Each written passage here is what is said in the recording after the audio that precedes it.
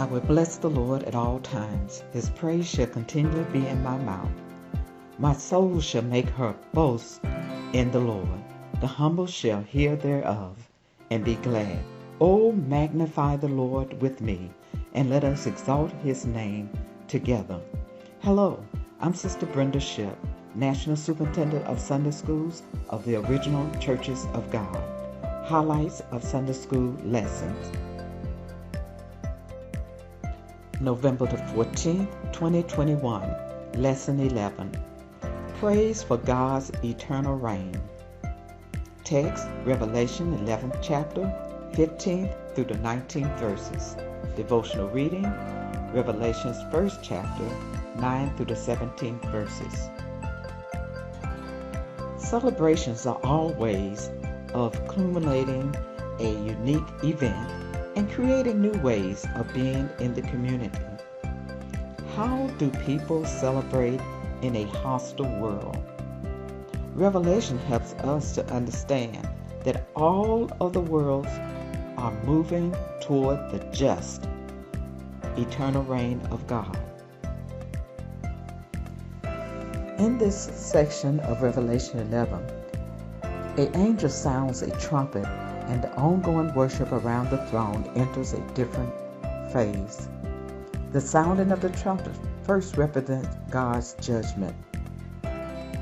In ancient times, the trumpet would sound to call the Israelites to order and draw their attention to what may be happening at the temple. The blowing of the trumpet is a signal to draw attention to God. The book of Revelation largely tells the drama of the completion of God's plan, played out in 3 separate acts. Act 1, featuring seals being opened. Act 2, featuring trumpets heralding the arrival of God's eternal kingdom. And Act 3, featuring bowls of judgment on those who reject God. Each act contains songs celebrating the action. Revelation 11 describes the action ending. Act 2, the blowing of the 7th trumpet. In verse 16, we see the 24 elders giving worship to God, their consecrated purpose. Not only is their position notable for seniority and designation, but the level of their praise is so intense that it sets the high standards for anyone endeavoring to attain position within the contemporary terrestrial church. Leadership is not about the robes, the titles, or positions. Leadership is ultimately about worship and providing an example of complete devotion to God. The great announcement is that the kingdom of this world belongs to Jesus Christ. Christ does not claim his royal rights until he returns, but the victory has already been won.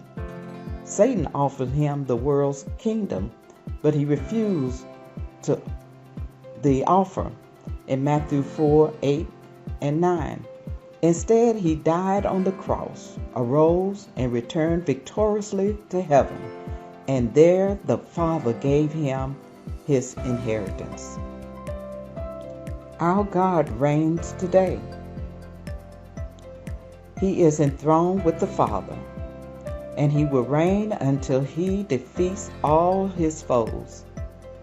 Today he rules over a spiritual kingdom, but in that future day, he will reign over the nations of the world and rule with a rod of iron. The elders left their own throne, prostrated themselves in worship before God's throne. They gave thanks for 3 special blessings: that Christ reigns supremely, that he judges righteously, and that he rewards graciously.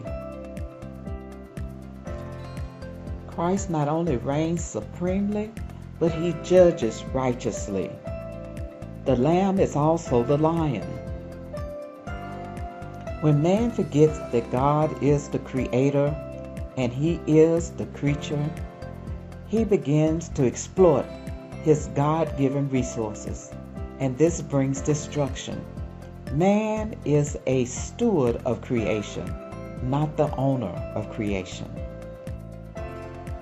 Chapter 11 opened with a temple on earth, but now we see the temple in heaven. The focus of attention is on the Ark of God, the symbol of God's presence with his people. He is a holy God and must deal righteously with sin, but he also is a faithful God who keeps his promises to his people. It was the Ark of God that led Israel from the Jordan and into their inheritance. This vision of the Ark would greatly encourage God's suffering people to whom John sent this book. God will fulfill his promise.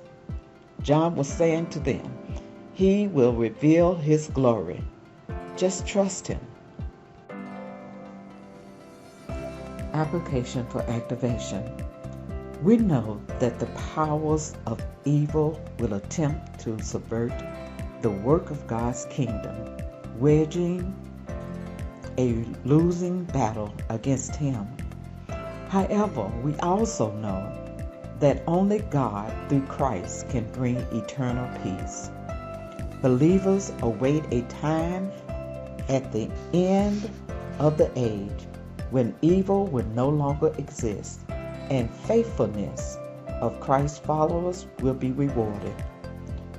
Until that day, we must work to make God's will be done on earth as it is in his heavenly kingdom.